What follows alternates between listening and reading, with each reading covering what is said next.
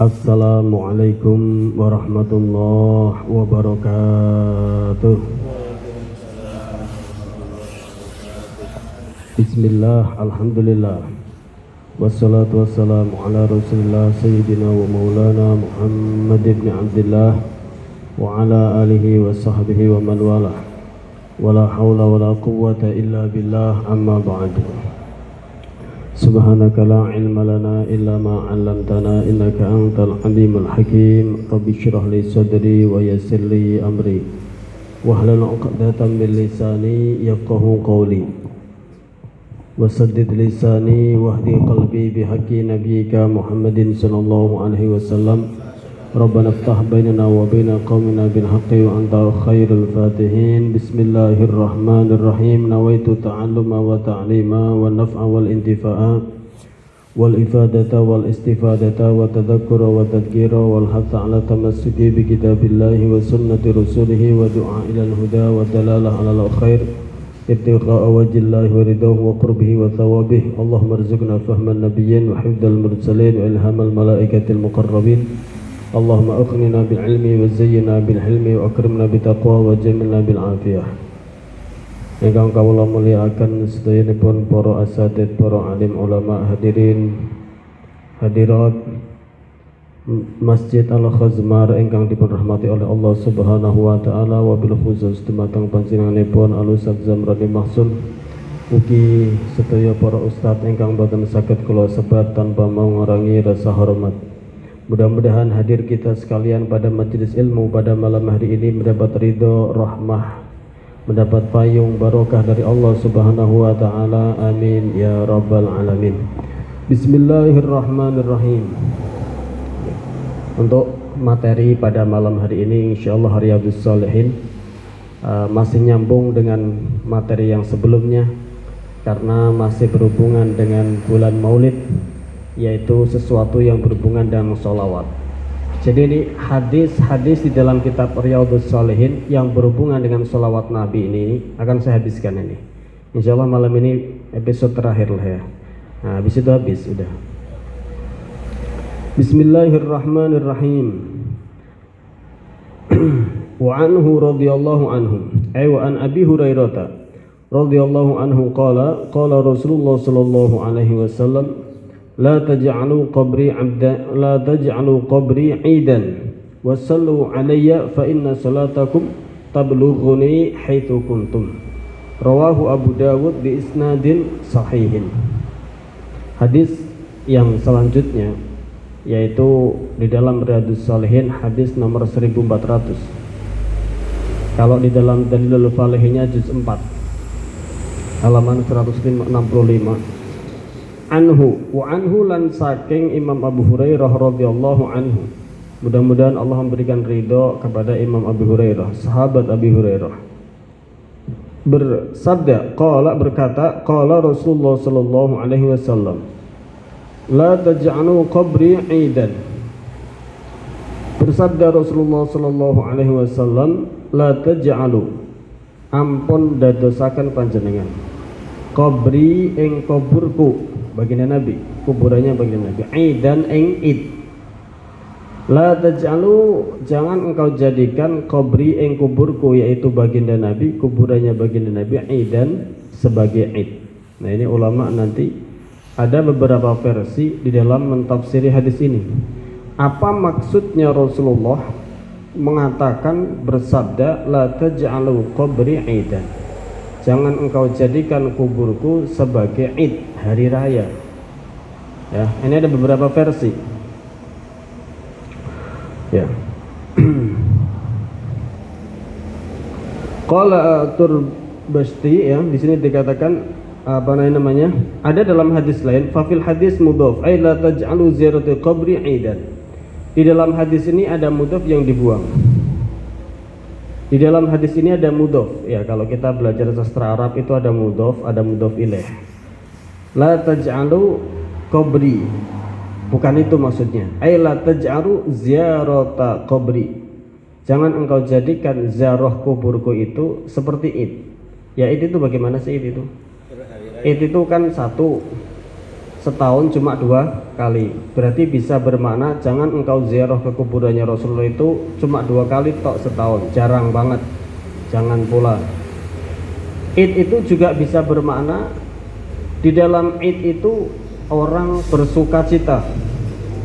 Kalau bersuka cita akhirnya kadang melakukan hal-hal yang macam-macam. Namanya hari gembira. Apa sih kalau hari gembira itu ada perayaan A, perayaan B, ada karnaval, ada ini itu. Terkadang sampai melakukan perkara yang haram. Nah ini hal semacam ini pernah menjadi kebiasaannya umat-umat terdahulu sehingga dimurkai oleh Allah Subhanahu wa taala. Gitu ya. Ada pula potensi makna yang dimaksud adalah jangan engkau menjadikan ziarah kuburku itu sebagai hal yang adah. Idan ya, artinya ada ma'iktadahun nas, sesuatu yang menjadi kebiasaan tok, bukan ibadah. Bukan adah, artinya yang dimaksud adah di sini adalah adah kebalikannya dari ibadah. Kalau orang datang dengan niat beribadah, maka dia akan datang dengan sebaik mungkin, pakaian yang bersih, baju yang sopan, datang dengan hudu, ya sakinah, tenang, dengan membawa sopan santun. Tapi kalau kebiasaan, apakah orang akan memperhatikan sopan santun ketika sesuatu itu sudah dianggap kebiasaan? Nah itu dia. Jangan pula ada makna versi maknanya seperti itu. Nah kita akan baca satu persatu apa yang dikatakan ulama dalam kitab Dalilul Falihin mengenai makna la taj'alu ziyarata qabri, ay la taj'alu qabri aidan, ay la taj'alu ziyarata qabri aidan. Jangan engkau jadikan ziarah kuburnya Rasulullah, kuburku yaitu Rasulullah, aidan sebagai hari Id, gitu ya. Wa ma'nahu an-nahyu 'anil ijtima' li ziyaratihi sallallahu alaihi wasallam ijtima'uhum lil Id. Versi yang pertama, ulama Syaikhul Dalilul Falihin mengatakan ada potensi makna yang pertama yang dimaksud adalah jangan engkau menjadikan ziarah kuburnya Rasulullah itu seperti kumpulnya kalian ketika pada waktu perkumpulan hari Id, hari Idul Fitri, hari raya ya. Jangan engkau jadikan ziarah Rasulullah itu seperti perkumpulannya kalian ketika sedang merayakan hari besar.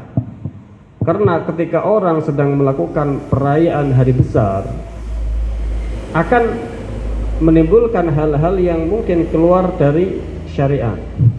Karena saking senangnya dia berkreasi melakukan hal-hal yang penting bahagia, yang penting senang, ya kan? Terkadang sehingga melakukan hal-hal yang tidak sebenarnya sesuai dengan syariat. Seperti peringatan 17. Mereka karena sedang dalam keadaan bahagia dan karena kurang atau keterbatasannya ulama yang memberi arahan, atau bahkan mereka tidak mau nanya dulu, sehingga terkadang menciptakan kreasi-kreasi yang sebenarnya mboten angsal, ya kan? Cuma ringan sifatnya, mboten angsal, cuma ringan karena demi hiburan. Prioritas mereka hiburan. Kalau ulama, kalau ustadz yang tahu agama kan beda, prioritasnya ya hiburan yang tidak bertabrakan dengan syariat, kan begitu, ya kan ya? Nah ini yang pertama, la taj'alu qabri idan. Jadi potensi kemungkinan makna yang pertama adalah jangan engkau jadikan perkumpulan kamu ketika ziarah kepada Rasulullah itu seperti perkumpulan kamu ketika sedang merayakan hari besar, hari raya. Idhuwa yaumur rukhas, karena pada hari besar itu hari rukhsah, hari kemurahan, hari diperbolehkan sesuatu yang sebenarnya belum tentu diperbolehkan pada hari-hari biasa, ya kan? Namanya Rasulullah ketika datang dari Makkah sampai ke Madinah ditunggu-tunggu sama orang Madinah. Begitu sudah nyampe ditunggu malam pertama, malam kedua, malam ketiga. Begitu datang mereka melakukan lagu, menandungkan sebuah nyanyian atau syair atau bait-bait, ya kan? Tola'al badru alaina, dan memukul genderang. Itu kenapa? Karena itu yaumul farah, hari bahagia. Nah, begitu juga ketika sedang melakukan hari besar atau hari raya, entah Idul Fitri, entah Idul Adha, entah Muharram, itu semua hari raya umat Islam. Ya, 1 Muharram itu kan terkadang yang dipikir itu itu adalah hari ada kemurahan, banyak dispensasi. banyak rukhsah dalam agama itu. Jadi wonten perkara sing sakdene tidak dianjurkan pun tengkriku dibuka pintu lebar, ya wis ra apa-apa lah. Hari bahagia. Seperti ketika datangnya Rasulullah ke Madinah disambut tolong al-badru alaina. Ya kan? Disambut dengan apa namanya? Tabuhan atau dengan genderang atau dengan dufuf. Itu karena apa? Hari bahagia. Padahal pada zaman itu hal semacam itu bukan hal bagus. Walaupun sekarang itu sudah sangat biasa saja kelihatannya. Tapi kalau dufuf memang diperbolehkan. Yang tidak diperbolehkan menurut madhab 4 malahi, alatul malahi. Ya, walaupun ada madhab di luar madhab 4 yang diperbolehkan. Itu alatul malahi. Dikatakan tengkriki in huwa yaumur khas lahum fihi allahu wa tikhaduz zina. Jadi di situ ada hari yang di situ menampakkan kebahagiaan sehingga melakukan hal-hal yang tidak semestinya dilakukan atau biasanya dilakukan. Mau ora nemen kayak gitu ya. Nah, jangan engkau jadikan ziarah kepada kuburannya Rasulullah itu seperti itu, maka kamu akan tidak menjaga adab di hadapan Rasulullah sallallahu alaihi wasallam. Ngoten nggih? Karena begitu. Wa kana ahlul kitab yaslukuna dzalika fi ziyarati quburi anbiya'ihim hatta daraballahu ala qulubihim hijabal ghaflah. Ahlul kitab dulu ya, sebelum Rasulullah ahlul kitab, kitab yang diturunkan oleh Allah Subhanahu wa taala, entah itu Taurat yaitu pengikutnya Nabi Musa, entah itu Injil pengikutnya Nabi Isa. Itu mereka ahlul kitab menjadikan ziarah kepada nabi mereka itu sebagai hari bahagia yang sehingga seperti kita ketika merayakan hari besar akhirnya kan kurang menjaga etika kepada nabinya, leres badan. Nah, Rasulullah melarang seperti itu. Yang pertama, potensi makna yang mungkin dimaksud adalah itu menurut ulama, bukan menurut saya ya. Dikatakan di kitab Dalilul Falihin, wa maknahu an-nahyu 'anil ijtima' li ziyaratihi sallallahu alaihi wasallam ijtima'ahum lil 'id. Maknanya yang pertama, melarang Rasulullah dari perkumpulan ziarah kepada kuburannya Rasulullah itu dilarang dilaksanakan dengan proses seperti perkumpulan kalian ketika sedang merayakan hari besar. Karena dengan demikian mungkin sedikit banyak akan ada hal-hal yang dilarang akan dilakukan. Mungkin akan sedikit banyak tidak akan mengindahkan norma-norma etika kepada Rasulullah sallallahu alaihi wasallam. Ya kan begitu kan ya? Nah, makanya tidak boleh seperti itu. Dan ternyata ahlul kitab pada zaman dulu itu pernah melakukan hal itu ketika ziarah kepada kubur anbiya'nya, ketika ziarah kepada kuburan anbiya'nya dengan melaksanakan ijtima, melakukan perkumpulan sebagaimana perkumpulan mereka ketika sedang berkumpul di hari raya mereka. Sehingga tadi sedikit banyak maksiat mungkin terjadi sehingga mereka lalai dari zikrullah, malah intisarinya ziarah kepada Rasulullah itu jadi hilang, atau bisa jadi etika atau adabnya menjadi turun, tidak terjaga, tanpa sengaja, tanpa disadari, akhirnya tidak terjaga. Ini makna yang pertama. Juga ada sebuah hadis Rasulullah pernah bersabda, Allahumma la taj'al qabri wathanan yu'bad. Istadda ghadabullah ala qaumin ittakhadhu qubur anbiya'ihim masajid. Ya Allah, Allahumma la taj'al qabri watanan yu'bad. Jangan engkau jadikan. Jadi mereka pada zaman dulu itu ya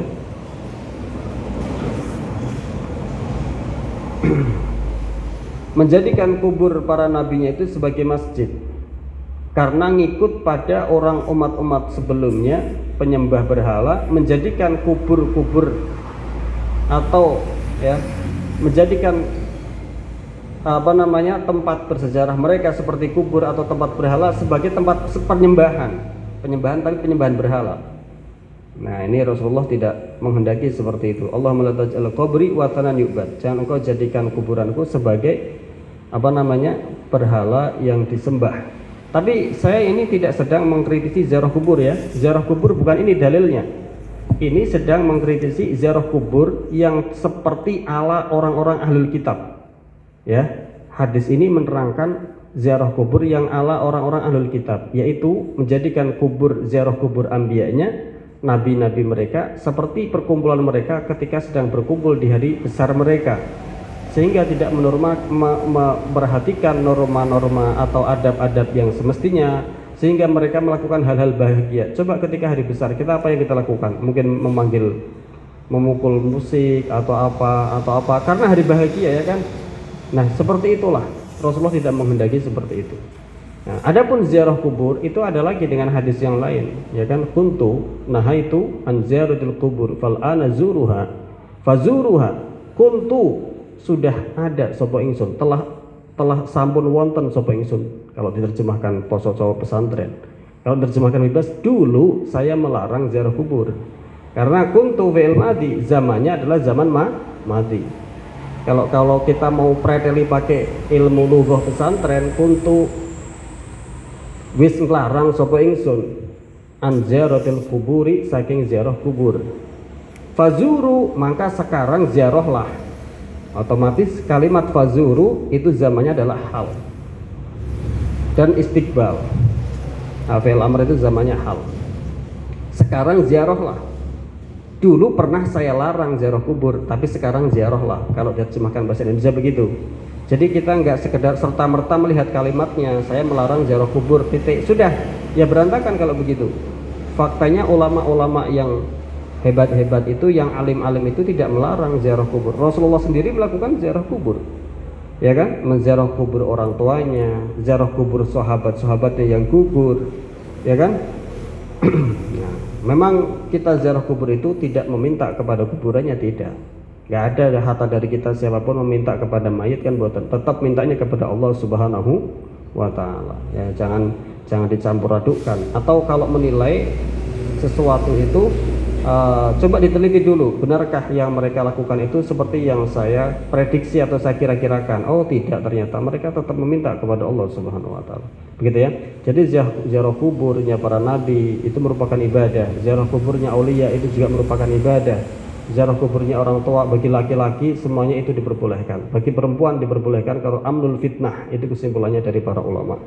Gitu ya. Adapun masalah hadis tadi, coroti preteli kuntu nahaitu an ziyaratil kubur. Dulu saya pernah melarang ziarah kubur. Dulu pakai sigot apa? Madi, ya kan? Fazuru, sekarang ziarahlah. Beda kan? Jadi harus tahu juga grammar Arab di dalam memaknai sebuah hadis, tidak serta-merta makna saranya gampangnya aja begitu, buatan juga. Nah, karena ada hadis-hadis itu yang berpengaruh sekali makna-maknanya dia dengan makna-makna yang hal seperti itu sangat mengikat, maknanya mengikat dengan segohnya, dengan lafadznya yang Rasulullah ucapkan. Ini potensi yang pertama ya. Rasulullah melarang ziarah kubur dijadikan perkumpulan, ziarah kubur itu dijadikan perkumpulan sebagaimana perkumpulannya umat-umat terdahulu ahlul kitab yang ziarah kubur nabi-nabi mereka, sebagaimana ketika mereka sedang merayakan hari besar, sehingga sedikit banyak maksiat akan terjadi, sehingga hati mereka akan lalai, sehingga adab mereka akan sedikit banyak tanpa disadari pun tidak terasa, tidak terjaga. Itu yang pertama. Wa yahtamilu annahu ismun minal i'tiyad wal 'id. Ada potensi makna yang kedua untuk hadis, yaitu la taj'alu ziyaratal qabri, la taj'alu qabri ay ziyaratal qabri 'idan. Jangan engkau jadikan, wahai orang-orang, jangan engkau jadikan ziarah kuburku itu sebagai hari Id. Ada potensi makna yang kedua, inggih menika napa? Jangan engkau jadikan ziarah kubur itu sebagai hari kebiasaan. Mosok kebiasaan boten angsal. Tunggu dulu, maksudnya begini. Kebiasaan berarti kan sering, istiqomah, bagus berarti. Ya kalau itu bagus, tapi yang dimaksud begini. Ada sesuatu itu disebut adah, kebiasaan. Ada sesuatu itu disebut ibadah. Yang dimaksud oleh Rasulullah, jangan engkau jadikan ziarah kuburku adalah sebagai kebiasaan. Adah lawan daripada ibadah. Begitu nggih? Karena kalau adah itu orang tidak memperhatikan etika, tidak memperhatikan hatinya kosong, tidak memperhatikan sunnah-sunnah, atau tidak memperhatikan, tidak hudur menghadap Rasulullah. Karena apa? Ada, kita mandi, ada mandi Jumat, ada mandi junub, ada mandi biasa setiap sore. Kalau mandi setiap sore namanya ada kebiasaan.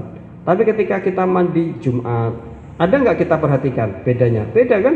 Ketika mandi Jumat kita niat, ketika mandi Jumat kita wudhu sebelumnya, ada sunnah-sunnahnya kita lakukan. Tapi ketika mandi biasa, beda sekali, tidak ada niat, tidak apa, yang penting biur-biur bersih sudah. Nah, Itulah ada perbedaan antara adah dalam bahasa Arabnya atau dalam bahasa kitanya kebiasaan dengan ibadah. Nah, makna yang kedua, kemungkinan makna yang kedua dari kata menurut Sahibu Dalilul Falihin, wa yahtamilu annahu ismun minal i'tiyad wal 'id ma'tadaka man min hamin aw ghairihi. Wala la taj'aluhu mahalla tiyadin ta'tadunahu. Jangan engkau jadikan ziarah kuburnya Rasulullah itu sebagaimana tempat kebiasaan yang engkau biasakan, sehingga engkau tidak menjaga adab, tidak menjaga sunnah-sunnahnya, tidak hadir hatinya. Karena adah yang maksudnya lawan dari ibadah. Coba jenengan jadikan sebagai ibadah, ada niatnya, ya kan? Saya niat ziarah kubur supaya karena saya niat ziarah Rasulullah karena ingin mendapatkan ridhonya Rasulullah, ingin mendapatkan ridhonya Allah, ingin mendapatkan syafaatnya Rasulullah. Ada niatnya jadi beda. Tata caranya pun menjadi beda ketika dijadikan sebagai ibadah dengan ketika dijadikan sebagai kebiasaan. Nah, ngoten nggih. Nah, itu potensi makna yang kedua. Ada potensi makna yang ketiga, wa yahtamilu.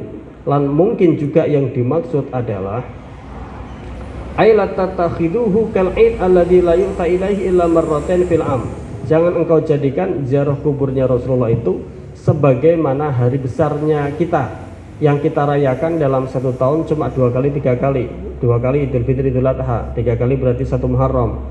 Jangan. Itu berarti kamu sedikit sekali ziarahnya dengan Rasulullah. Kalau ada kesempatan ya ziarah, jangan engkau jadikan sebagai id. Coba kalau jadikan seperti id, kuburannya Rasulullah sepi sekali, ya kan? Cuma ramainya pada hari Idul Fitri, ada hari-hari tertentu tok. Jangan juga. Kapanpun ada waktu kesempatan, tafadhal untuk ziarah kepada kuburnya Rasulullah Shallallahu Alaihi Wasallam. Rawang riwayatake hu ing iki hadis sinten Abu Dawud bi isnadin sahihin dengan sanad yang sahih. Meriwayatkan hadis ini siapa Imam Abu Dawud dengan sanad yang sahih. Yang pertama, hadis salajengipun. Wa anhu ay an Abi Hurairah radhiyallahu anhu anna Rasulullah satamani Rasulullah sallallahu alaihi wasallam qala ma min ahadin yusallimu alayya illa raddallahu alayya ruhi hatta arudda alaihi salam. Ya, wa anhu lan dipun riwayataken saking Imam Abu Hurairah radhiya mugi-mugi ngridani Allah sinten Gusti Allah anhu saking sahabat Abu Hurairah anna Rasulullah sak temene utusane Gusti Allah sallallahu alaihi wasallam. Diriwayatkan dari Imam Abi Hurairah, mudah-mudahan Allah meridhoinya, bahwasanya Rasulullah sallallahu alaihi wasallam qala, itu bersabda Rasulullah, ma min ahadin yusallimu alayya illa raddallahu alayya ruhi hatta arudda alaihi salam. Rawahu Abu Dawud bi isnadin sahihin. Hadis yang selanjutnya, ma min ahadin, tidak ada dari seorang pun, yusallimu yang mengucapkan, memanjatkan, membacakan salam alayya atasku Rasulullah sallallahu alaihi wasallam illa radda kejaba balekake Allahu sinten Gusti Allah alayya ing atase ingsun Kanjeng Nabi apa ruhi balekake ruhi, ya mboten apa raddallahu alayya ruhi ing ruh ingsun, ruhnya baginda Nabi, hatta arudda sehingga jawabi sapa ingsun, balesi sapa ingsun alaihi ing atase orang tadi, ing atase ahad assalama ing ucapan salam. Rawahu Abu Dawud bi isnadin sahihin dengan sanad yang bagus, dengan sahih. Hadis yang ini menjelaskan bahwasanya Rasulullah pernah bersabda, tidak ada seorang pun mengucapkan salam kepada Rasulullah kecuali Allah mengembalikan ruhnya kepada jasadnya Rasulullah dan mempersilahkan, memungkinkan untuk dan mempersilahkan Rasulullah untuk menjawab salam orang tadi. Ya kan? Nah, kita itu setiap sholat 5 waktu pasti membaca salam kan? At-tahiyatul mubarakatus sholawatut thayyibatu lillah. Assalamu alayka ayyuhan nabiyyu wa rahmatullahi wa barakatuh. At-tahiyatul mubarakatuh. Adapun rahmat yang agung, al-mubarakatuh yang diberkahi, utawi rupa-rupa rahmat. al mubarakatu kang den berkahi, at-tahiyatul mubarakatu, at-tahiyatul mubarakatu sholawatu lan utawi beberapa pira-pira sholawat, at-tayyibatu kang bagus-bagus, yang bagus, tayyib yang bagus-bagus, at-tahiyatul mubarakatu sholawatu tayyibatu lillah, itu miliknya Allah Subhanahu wa taala. Ini sengaja ya, tak ala pesantren ya, tak ala ini biar masuk semua lah ya, ke semua kalangan yang santri, biar ikut juga istifadah dengan gaya pesantrennya, yang orang awam juga bisa paham gitu ya. Assalamu alayka ayyuhan nabi wa rahmatullahi wa barakatuh, utawi keselamatan alaika iku mudah-mudahan ing atase panjenengan Gusti, ayyuhan panjenengan baginda nabi, ayyuhan nabiyyu wahai nabi, wa rahmatullahi wa barakatuh, dan rahmatnya Allah, wa barakatuhu lan barokahnya Allah. Nah, setiap hari kita ketika sholat memanjatkan salam kepada Rasulullah. Apakah salam kita itu ada gunanya? Kenapa kita ucapkan assalamu alaika, tidak assalamu alaihi? Assalamu alaika, kalau kita berhadapan-hadapan, lawan kita ada di depan kita, iya kita ucapkan assalamu alaika, assalamu alaikum. Tapi kalau sudah tidak ada, kalau kita nitip salam kepada orang yang jauh di sana dan kita sedang tidak berkomunikasi entah dengan HP atau semacamnya, apa kita titip, apa kita ucap aqri'is salam minni ilaihi, ucapkan salamku kepadanya, nya kan? Tetapi kita setiap sholat mengucapkan assalamu alaika ayyuhan nabiyyu, seolah-olah baginda nabi itu ada dan menjawabnya. Kalau saya mensalami kepada orang yang di depan saya, assalamualaikum pak, dia akan jawab kan? Tapi nabi kan nggak ada di depan kita, kenapa kita ucapkan assalamu alaika ayyuhan nabiyyu wa rahmatullahi wabarakatuh? Baginda nabi pernah mengatakan, ma min ahadin yusallimu alayya illa raddallahu alayya ruhi hatta arudda alaihi salam.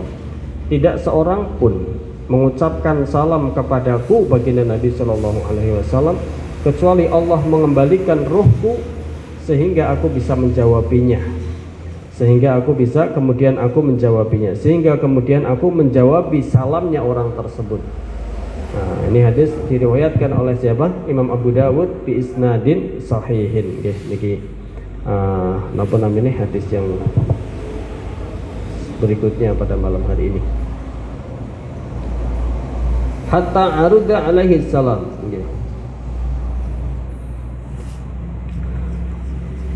Walhasil anna ruhahu, ya, ada banyak pertanyaan dalam hadis ini. Wa fil hadis aqwalun katsirah. Di dalam hadis ini ada banyak pendapat daripada para ulama. Minha qaulus Subki, di antara akwal-akwal tersebut ada ucapannya Al-Imam As-Subki. Ada pendapatnya Imam As-Subki. Yahtamil annahu raddun ma'nawiyyun listighali ruhihi asy-syarifah bi syuhudil hadra al-ilahiyah. Kata Imam As-Subki, ada kemungkinan kalau yang dimaksud adalah dikembalikan rohnya baginda Nabi, maksudnya adalah pengembalian yang maknawi. Karena kalau pengembalian yang karena hakikatnya sejatinya ruhnya Rasulullah itu sedang sibuk, sedang istighal dengan apa? Dengan bisuhudil hadrah al-ilahiyah, dengan menghadap al-hadrah al-ilahiyah, dengan menghadap Allah Subhanahu wa taala. Enggak mungkin sedang sibuk menghadap Allah kemudian menjawab salat salamnya seseorang dari umatnya yang tidak terhitung banyaknya. Ini menurut keterangannya Imam As-Subki. Maksudnya dikembalikan secara maknawi toh, tidak secara hakiki. Tapi ini hanya satu pendapat. Masih banyak sekali pendapat ulama dalam hal ini, yang lainnya, ya, yang lainnya. Tapi pendapat ini ditentang, ya. Pendapat ini tidak disepakati oleh kebanyakan ulama yang lain. Kesimpulannya nopo? Tenggeriki dikatakan anna ruhahu al-muqaddasah kanat mustaghriqah fi suhudil hadr al-ilahiyah. Kesimpulannya bahwasanya ruhnya baginda Nabi yang suci itu, al-muqaddasah, yang dibersihkan itu, yang disucikan itu, memang ada ruh tersebut mustaghriqah fi syuhudil hadr al-ilahiyah. Memang ada ruhnya baginda Nabi itu sedang istighraq, sedang habis, sedang benar-benar tenggelam di dalam bersama menghadap Allah Subhanahu wa taala bi syuhudil hadrah, nyekseni kehadirannya hadratal, maha besar kebesaran Allah Subhanahu wa taala. Memang seperti itu. Akan tetapi inda salam alaihi yaruddu min tilkal hal lirad alal musallim alaihi. Akan tetapi pada waktu ada orang yang mengucapkan salam kepada Rasulullah, Allah memberikan kekuasaan kepada baginda Nabi untuk bisa menjawabinya tanpa mengurangi kesibukan atau kegiatannya beliau baginda Nabi yang sedang fokus menghadap kebesaran Allah Subhanahu wa taala, tanpa mengurangi itu. Dan itu bukan hal yang tidak mungkin, karena al-haya al-barzakhiyah, kehidupan di alam barzah niku jauh lebih luas dibanding kehidupan di alam dunia. Kalau Al-Habib Salim bin Abdullah bin Umar Asy-Syadili pernah mengatakan, setiap kehidupan yang setelahnya itu pasti lebih luas dan lebih tak terbatas. Contoh, alam kandungan dengan alam dunia lebih luas mana? Gak ada apa-apanya kan? Tapi apakah ada bayi itu tahu kalau alam dunia itu lebih hebat, lebih luas tak terbatas? Nggak tahu sama sekali. Dipikirnya ya sudah, alam paling enak itu ya kandungannya ibunya, makanya kon metu nangis. Ya, begitu juga ketika alam dunia dengan alam barzah, alam dunia dengan alam kubur, lebih luas mana, lebih itu mana ya? Alam kubur. Di dunia terbatas, kita hanya bisa melihat sesuatu yang kasat mata, yang hissi. Pahala belum bisa ngelihat, dosa akibatnya apa belum bisa ngelihat, nikmatnya Allah itu ya bagaimana baru bisa kita, katanya begitu, katanya hadis begitu, katanya Al-Quran begitu. Tapi di barzah bisa hakikat. Makanya Rasulullah waktu ziarah habis perang Uhud, perang Badar, orang-orang kafir yang meninggal dipanggil sama Rasulullah satu persatu. Adakah kalian mendapati apa yang saya katakan itu hak? Yaitu orang kalau beriman maka akan masuk surga, kalau tidak beriman masuk neraka. Begitu mereka orang-orang kafir yang meninggal diundang-undang sama Rasulullah, didatangi kuburannya. Adakah kalian mendapati apa yang saya ucapkan, yang saya janjikan itu hak, yaitu yang beriman masuk surga, yang tidak beriman akan mendapatkan siksaan Allah. Sahabat protes, ya Rasulullah, engkau kok bisanya mengajak ngomong orang yang sudah meninggal? Apa jawabnya Rasulullah? Walladzi nafsi biyadihi aw kama ruwiya, sungguh mereka itu lebih mendengar apa yang saya ucapkan daripada kalian semua. Nah itu kan, orang di alam barzah lebih bisa mengetahui kita, tapi kita nggak bisa mengetahui mereka. Jadi lebih luas mana? Alam barzah. Makanya ketika ini kan sedang berbicara Rasulullah yang sudah di alam barzah, tidak bisa dilogikakan dengan alam kita, karena alam kita lebih terbatas. Mereka yang sudah di alam barzah ketika dia orang soleh mendapat nikmatnya Allah tidak terbatas. Ngoten nggih? Makanya orang soleh itu arwahnya bisa pindah-pindah kemana-mana. Nah, kalau orang soleh, ya kalau orang yang banyak dosanya ya terpenjara karena dosanya. Ngoten nggih? Nah ini jadi tidak harus bagaimana Rasulullah mengembalikan Ustadz Alafu, bagaimana Rasulullah bisa menjawab semua ucapan salam dari hambanya, dari umatnya. Padahal sholat 5 waktu seluruh dunia itu ada berapa miliar, ada berapa juta orang mengucapkan salam kepada Rasulullah. Nggak bisa dilogikakan dengan logika kita. Kita baru di dunia, ya, nggak nyampe untuk analisa yang seperti itu. Karena itu artinya sesuatu kalau Allah yang menghendaki itu ya bisa kayak gitu ya. Kalau sudah kehendak Allah itu di luar pikiran kita. Seperti peristiwa Isra Mi'raj. Isra itu kan perjalanan dari Mekah ke Baitul Maqdis.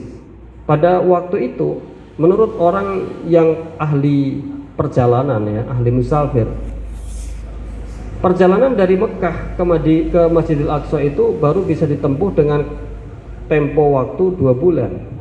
Jadi ilmu yang sedang ada pada zaman itu dimiliki oleh kepalanya orang-orang pada saat itu adalah perjalanan dari Mekah ke Masjidil Aqsa ya 2 bulan. Begitu ada perjalanan cuma sebagian malam, pagi-paginya sudah di situ lagi, mereka geleng-geleng kepala. Ya karena orang-orang kafir Quraisy geleng-geleng kepala. Kenapa? Ya akalnya baru nyampenya segitu tok. Tapi coba dikasih taunya sekarang. Dari Indonesia ke Mekah aja paling cuma 9 sampai 12 jam. Ya kan? Itu padahal kita enggak orang biasa cuma dengan tiket pesawat. Apa itu kayak gini Rasulullah SAW. Dan itu ada di dalam Al-Qur'an.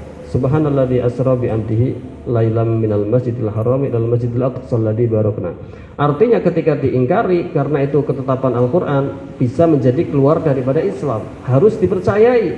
Tidak boleh ada yang tidak percaya. Mosok Ustaz? cuma sebagian dari malam bisa dari Mekah sampai ke Palestina. Waktu itu kalau orang yang tidak punya iman geleng-geleng kepala, bagaimana mungkin? Karena yang ada di otak mereka, pengetahuan pada zaman itu ya harus butuh waktu 2 bulan. Nah contoh ya, begitu juga bagaimana mungkin Rasulullah yang sudah di alam barzah bisa menjawab salam dari semua umatnya, padahal waktu sholat itu semuanya sama. Ketika satu masjid di seluruh dunia sedang sholat, assalamu alayka ayyuhan nabiyyu warahmatullahi wabarakatuh, keselamatan untuk engkau wahai baginda Nabi, warahmatullahi dan rahmatnya Allah, wabarakatuh dan berkahnya Allah. Semua itu dijawab. Bagaimana mungkin? Kadang kita mengiskalinya jawabannya, kadang kita mengkritisinya jawabannya, nggak bisa dilogikakan dengan akal kita saat ini, karena itu sudah di atas akal kita yang saat ini. Seperti peristiwa Isra Mi'rajnya Rasulullah pada zaman itu bagi orang kafir Quraisy pada zaman itu yang tidak punya iman, nggak bisa disambung pakai akal mereka kan. Nah, muka tenang. Itu pendapat yang kedua ya.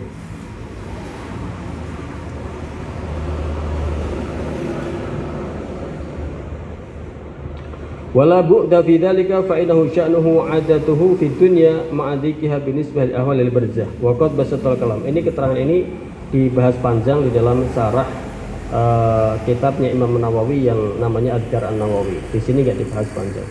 Rawahu Abu Dawud bi isnadin sahihin. Hadis ini diriwayatkan oleh Imam Abu Dawud dengan sanad yang sahih. Wa rawahu Ahmad wal Baihaqi fi Da'awatil Kabir. Wa Tabarani wa Abu Yaman Ibnu Asakir wa sanaduhu hasan bal sahahu al-Musannaf fil Adhkar. Bahkan Imam Nawawi juga mensahihkan hadis ini yang riwayatnya dari jalur lain pun disahihkan oleh Imam Nawawi. Wa an Ali radhiyallahu anhu qala, diriwayatkan dari Imam Ali radhiyallahu anhu qala, ya, Imam Ali, Sayyidina Imam Ali. Kalau tadi Sayyidina Abi Hurairah. Abi Hurairah itu salah satu sahabatnya Rasulullah. Nyantri sama Rasulullah paling 4 tahun 5 tahun. Tapi mengantongi hadis paling banyak di antara para sahabat itu sahabat Abi Hurairah. Makanya Al-Quran itu sampai bilang falaula natara min kulli firqatin minhum ta'ifatul yatafaqahu bid-din. Bo iyoho itu laulanya itu artinya bukan harfum tina'in lin tina. Harfum tina'in lil wujud bukan, tapi artinya at-tahdid, meminta dengan halus. Hendaklah ada dari kalian wahai para sahabat itu ada yang tidak ikut perang tapi menuntut ilmu. Ilmu yang saya sampaikan ini dibukukan semuanya, dihafalkan, nanti sampaikan kepada orang yang tidak ikut perang. Orang yang ilmu kalian begini, hendaklah falaula nafara minkum min kulli firqatin falaula nafara minhum ta'ifatul yatafaqahu fiddin. Hendaklah ada dari sebagian sahabat itu orang yang belajar tafaqquh fiddin, tidak ikut perang. Karena kalau semuanya ikut perang, maka ilmu yang diilqakan, disampaikan kepada Rasulullah, nggak akan ada yang mempelajarinya. Lah kalau ada sebagian daripada sahabat yang mempelajarinya, maka orang yang tadi tidak hadir ngaji sama Rasulullah karena sedang perang, ikut juga akan mendapatkan ilmu melalui kalian yang hadir langsung ngaji sama Rasulullah. Nah, ini maksudnya begitu ya. Di antaranya adalah orang yang istiqomah mengaji ilmu-ilmunya Rasulullah adalah Imam Abi Hurairah. Sehingga Imam Abi Hurairah ini mendapat julukan Ra'isu Ashabis Suffah, pimpinan daripada sahabat-sahabatnya Rasulullah yang menghuni Suffah, emperan masjid. Jadi pada zaman itu di Madinah ada emperannya yang digunakan sebagai tempat tinggal daripada sahabat-sahabatnya Rasulullah yang fakir miskin. Karena fakir miskin mereka bukan sebenarnya fakir miskin, karena mereka hijrah meninggalkan semuanya demi ikut Rasulullah. Rumahnya ditinggal, harta benda ditinggal di Mekah, ikut kepada Rasulullah, nggak bawa apapun. Nah, makanya menjadi fuqara di situ. Ditinggallah di Ashabus Suffah, emperan masjid. Kerjaannya ngaji sama Rasulullah. Lahirlah, terwujudlah diantaranya adalah Al-Imam Abi Hurairah radhiyallahu anhu. An Ali radhiyallahu anhu. Hadis yang berikutnya adalah dari Sayyidina Ali radhiyallahu anhu. Sayyidina Ali, siapa Sayyidina Ali? Sayyidina Ali adalah misanan sama baginda Nabi ya. Beliau adalah misan, beliau juga menantu. Karena Sayyidina Ali bin Abi Thalib wa Rasulullah bin Muhammad bin Abdullah, ya kan? Sayyidina Abdullah dengan Sayyidina Abi Thalib adalah saudara. dari seorang ayah yaitu Abdul Muttalib, ya kan? Abdul Muttalib ini adalah putra dari seorang ayah yang bernama Sayyidina Hashim. Abdul Muttalib aslinya namanya Syaibatul Hamdi, bukan Abdul Muttalib. Sayyidina Hashim sebagai pembesar kaum di Mekah waktu itu belum nurnya Rasulullah masih ada di dalam dirinya, belum turun sampai di akhir perjalanan hidupnya, karena beliau ini orang besar Pak, pembisnis besar juga pembesar kaum. Setiap tahunnya itu mengadakan perjalanan lintas negara yang tujuannya adalah berdagang. Pada perjalanan yang terakhir waktu itu sedang hendak biasa mereka ingin mengadakan perjalanan ke Syam untuk berdagang. Kulak segala macam kebutuhan besar nanti dipasarkan di Mekah dan lain sebagainya. Waktu datang ke Syam pun juga membawa barang dagangan hasil produksi Mekah ke sana katakanlah. Di akhir hidupnya beliau Sayyidina Hashim ini ketika hendak melakukan perjalanan biasanya sebagaimana rutinan tahunnya mampir di Yathrib. Yathrib adalah kota Madinah pada zaman itu. Pada zaman Sayyidina Hashim namanya Yathrib. Menikahlah dengan seorang perempuan, baru dari perempuan tadi lahirlah seseorang laki-laki yang bernama Syaibatul Hamdi. Sayyidina Hashim sudah meninggal ketika itu. Ya. Nah, begitu lahir Sayyidina Hashim ini punya saudara namanya siapa? Namanya Muttalib. Sayyidina Hashim punya saudara laki-laki namanya Muttalib. Begitu Syaibatul Hamdi yang mana keturunannya Sayyidina Hashim, yang mana nurnya Rasulullah itu turunnya ke dia. Enggak turun ke anak-anak yang sebelumnya, turunnya ke dia. Ya, dari ini itu juga kita bisa mengambil pelajaran. Kita hidup itu sudah Allah siapkan sesuai dengan tugas yang kita emban. Sayyidina Hashim itu ditugaskan oleh Allah untuk menjadi pembesarnya kaum sampai nanti setelah menurunkan nurnya Rasulullah kamu meninggal. Setelah itu meninggal, habis sempurnya. Sayyidina Abdullah ditugaskan cuma kamu hanya ingin menurunkan nurnya Rasulullah ke Sayyidah Aminah bintu Wahbin. Tugas itu selesai sudah meninggal. Jadi kita hidup di dunia ini sesuai dengan tugas apa yang ditugaskan oleh Allah Subhanahu wa taala dengan masing-masing kita, walaupun kita nggak tahu tugas apa yang ditugaskan oleh Allah kepada kita. Kemudian Sayyidina Muttalib, ada seseorang yang memberitahu kepada Sayyidina Muttalib, saudaranya Sayyidina Hashim. Di Madinah ada orang yang mengaku kalau dia itu adalah putranya Sayyidul Batha.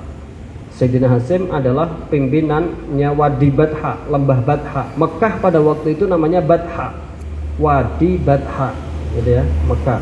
Mekah namanya belum, ya sudah Mekah, tapi mereka masih terkenal dengan nama lembah Batha. Pimpinan sayyidnya, pembesar kaum di Wadi Batha pada zaman itu adalah Sayyidina Hashim. Begitu Sayyidina Hashim meninggal, punya saudara laki-laki namanya Muttalib tadi, dikasih kabar sama orang Mekah juga yang habis pulang melakukan perdagangan, ya Sayyidina Muttalib, di Madinah saya melihat ada seorang anak yang mengaku kalau dia adalah keturunan daripada Sayyidul Batha alias Sayyidina Hashim. Karena dia merasa sebagai pamannya, ini anak laki-laki, hidup tidak pada kaumnya, perlu saya ambil untuk mendapatkan pendidikan dan lain sebagainya yang layak, yaitu hidup bersama dengan kaumnya sendiri, kaum Quraisy. Diambillah itu, datang ke sana, ada riwayat izin dulu sama ibunya, ada riwayat pernah diwasiati sama Sayyidina Hashim sebelum meninggal. Diambil. Begitu nyampe Mekah, orang Mekah yang tidak tahu menyebut dia namanya siapa? Oh, dibonceng di belakang kendaraannya. Oh, anak kecil yang bawa Muttalib. Nah, berarti kayaknya dia nih Abdul Muttalib, budaknya Muttalib. Nah, begitu. Akhirnya namanya yang Syaibatul Hamdi malah tidak seberapa dikenal. Yang dikenal sampai sekarang Abdul Muttalib. Itu kronologi. Imam Ali dari Sayyidina Abdul Muttalib ini menurunkan banyak sekali anak laki-laki, ya, yang tadinya sedikit menjadi puluhan. Di antaranya adalah ayahnya baginda Nabi Shallallahu Alaihi Wasallam. Di antaranya adalah ayahnya Sayyidina Ali karramallahu wajhah. Jadi Sayyidina Ali dengan Rasulullah ini adalah misanan, karena ya sepupu, ya, kalau bahasa Indonesia sepupu. atau bahasa Jawa ini misanan. Tahu misanan ya? Sepupu lah kalau nggak tahu misanan. Abahnya ini masih saudara, kakak beradik. Abahnya masih kakak beradik. Mbahnya sama, yaitu Sayyidina Abdul Muttalib. Juga beliau Sayyidina Ali ini juga seorang sepupu, seorang misan yang dinikahkan dengan putrinya Rasulullah, yaitu yang bernama Sayyidah Fatimah Zahra Al-Batul. Ya kan ya. Ustadz, itu berarti pernikahan dengan kerabat dekat nggak bagus? Enggak, ini nggak kerabat dekat. Kerabat dekat itu misanan ketemu misanan. Secara fikih itu boleh memang, akan tetapi tidak dianjurkan. Misanan ketemu misanan itu pernikahan dengan kerabat. Ada misalnya Pak Haji A kakak adik dengan Pak Haji B. Misalnya Pak Haji A itu laki-laki, Pak Haji B perempuan, dinikahkan. Berarti ayahnya kakak beradik, anaknya misan kan? Boleh gak dinikahkan? Misanan sepupu? Boleh, tetapi tidak dianjurkan di dalam fikih. Ya, ulama mengatakan yatil walad dhaifan au nahifan, akan datang nanti anaknya itu kurang, segala macamnya kurang, lemah, alasannya karena syahwatnya kurang. Hatta menurut medis kedokteran kayaknya seperti itu juga nggak dianjurkan. Nah, adapun Sayyidina Ali itu menikahnya dengan putrinya Rasulullah, berarti Sayyidina Ali menikah dengan putrinya sepupu. Nah, ini tidak kerabat dekat. Ini hukum yang paling utama di dalam pernikahan. Kalau kita belajar ilmu nikah, dari sudut perempuan calonnya dia ada dibagi tiga. Ada kalanya itu ajnabiyah, perempuan yang lain sama sekali tidak ada hubungan famili. Ada kalanya korobah koribah, kerabat dekat, yaitu misanan sepupu.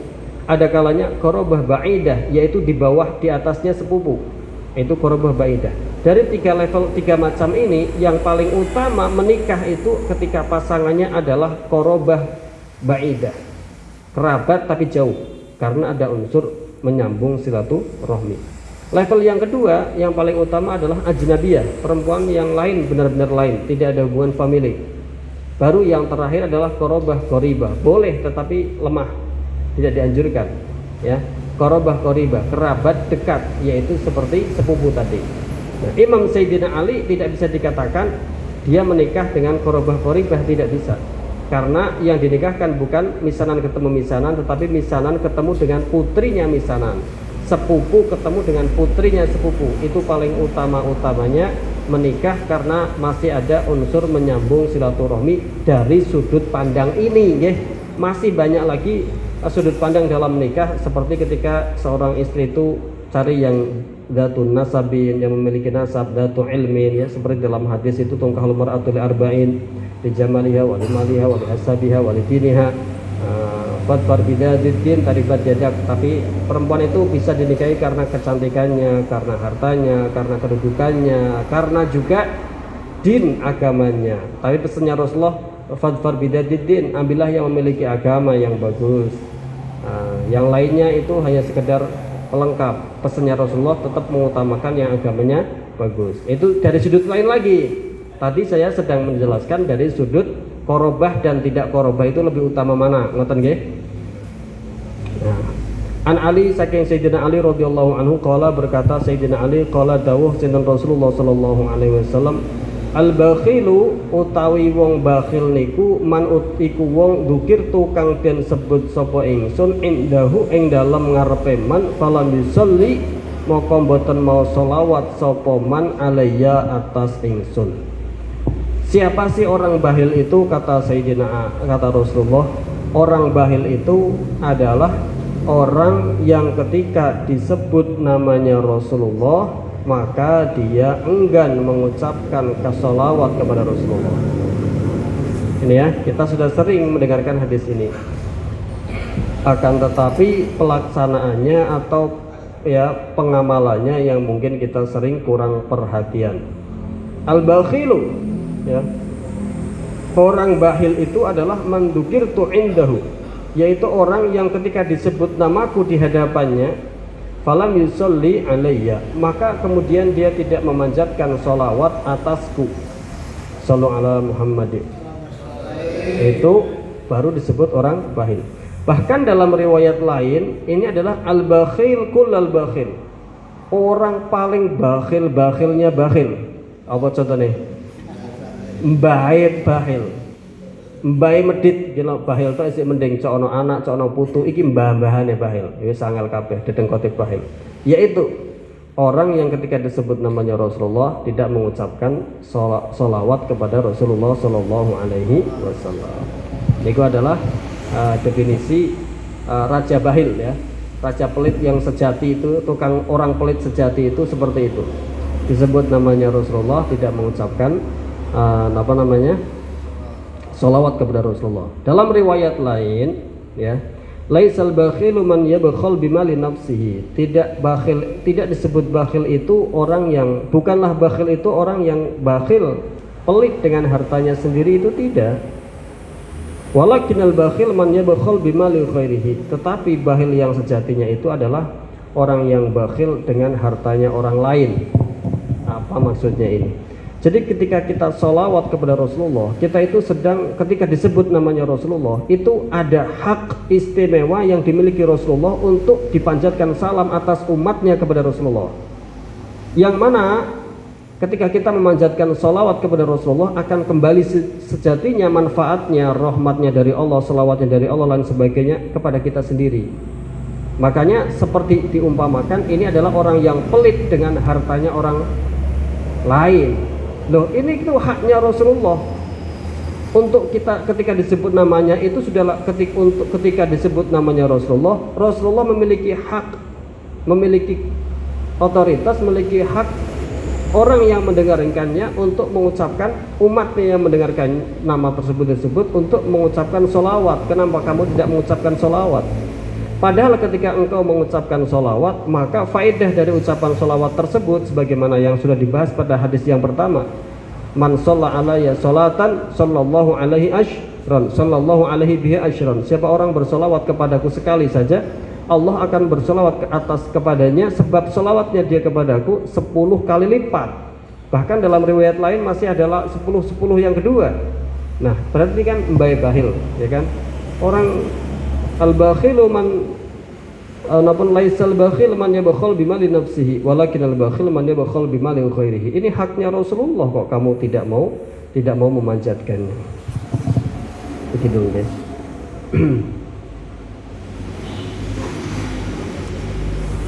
Wa an fadalah, hadis yang terakhir saya sampaikan, ini agak saya singkat-singkat aja. Wa an fadalah, dan riwayatkan dari sahabat Fadalah ibnu Ubaid, dari bin Ubaid radhiyallahu anhu. Mudah-mudahan Allah meridai sahabat Fadalah bin Ubaid. Qala, berkata sahabat Fadalah, sami'a Rasulullah sallallahu alaihi wasallam rajulan yad'u fi salatihi wa lam yahmadillahi ta'ala wa lam yusalli ala nabi sallallahu alaihi wasallam. Ini sedang menjelaskan etika ketika kita itu berdoa kepada Allah Subhanahu wa taala. Apa sih etika ketika sedang berdoa itu? Satu, ucapkanlah alhamdulillah. Ucapkanlah puji-pujian kepada Allah. Entah apapun bentuk tahmidnya. Alhamdulillahirabbil alamin hamdan yuwafi ni'amahu wa yukafi'u mazidah saumpama. Yang kedua, ila akhirih. Bentuk alhamdulillahnya terserah. Tapi etika berdoa itu satu, sebelum berdoa, inti berdoanya sebelum dipanjatkan, ucapkan dulu hamdalah, pujian kepada Allah Subhanahu wa taala. Yang setelah hamdalah, sholawat kepada Rasulullah Sallallahu Alaihi Wasallam. Nah, baru inti berdoanya. Setelah selesai berdoa, tutuplah dengan sholawat dulu. Kalau tadi hamdalah dulu, pujian kepada Allah dulu, baru sholawat. Tapi di penutupannya, tutuplah dengan sholawat dulu, baru alhamdulillah, pujian kepada Allah Subhanahu wa taala. Nah, mana tendensinya, mana tendensi hadisnya? An Fadalah ibni Ubaid, diriwayatkan dari sahabat Fadalah bin Ubaid radhiyallahu anhu, qala, berkata siapa Fadalah bin Ubaid tadi, sami'a, mendengar Rasulullah sallallahu alaihi wasallam rajulan ing wong lanang yad'u fi sholatihi, berdoa si laki-laki tadi di dalam salatnya, walam yahmadillahi ta'ala walam yusalli ala nabi sallallahu alaihi wasallam. Ternyata orang tadi yang disaksikan langsung oleh Rasulullah tadi dalam doanya tidak memanjatkan pujian dulu kepada Allah dan tidak pula mengucapkan sholawat setelahnya kepada Rasulullah. Maka kemudian Rasulullah bersabda, faqala Rasulullah sallallahu alaihi wasallam, berkata Rasulullah sallallahu alaihi wasallam, ajil hada, ya, terburu-buru orang ini, ya. bikasril jim. Istajala ajila hada, terburu-buru orang ini. Artinya terburu-buru, walam yuqaddim alhamda wa sholat ajila hada. Terburu-buru siapa orang ini, kata Rasulullah.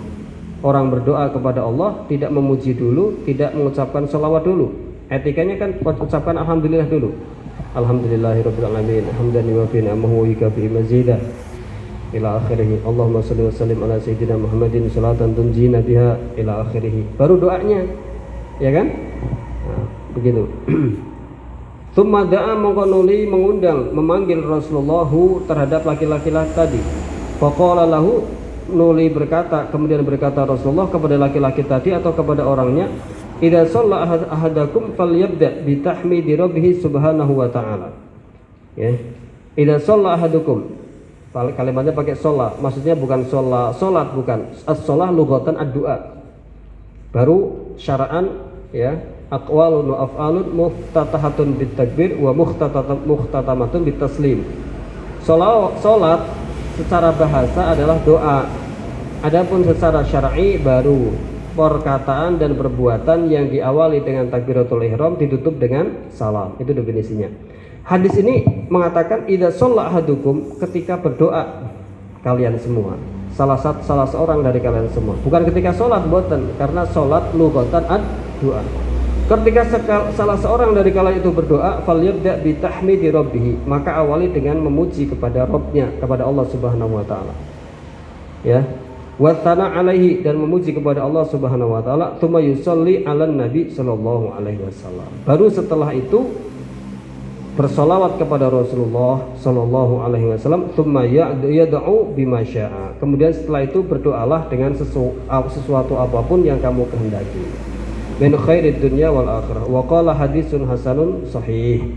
Rawahu Abu Dawud wa Tirmidzi wa qala hadisun hasanun sahih. Kesimpulan hadis yang terakhir yaitu etika atau adab di dalam berdoa yang diajarkan oleh Rasulullah sallallahu alaihi wasallam itu, pertama,